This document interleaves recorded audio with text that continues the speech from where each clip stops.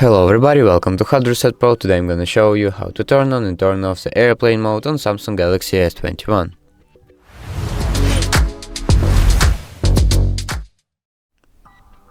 So basically just swipe down here from upper part of your screen to open up quick settings panel, and one more time.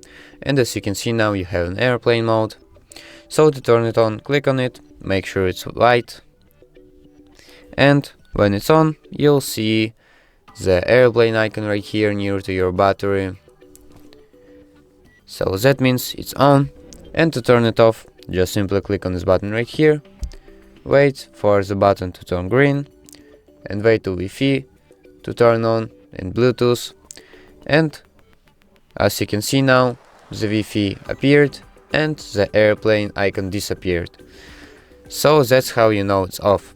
So basically that's it, so thank you for watching and subscribe for more.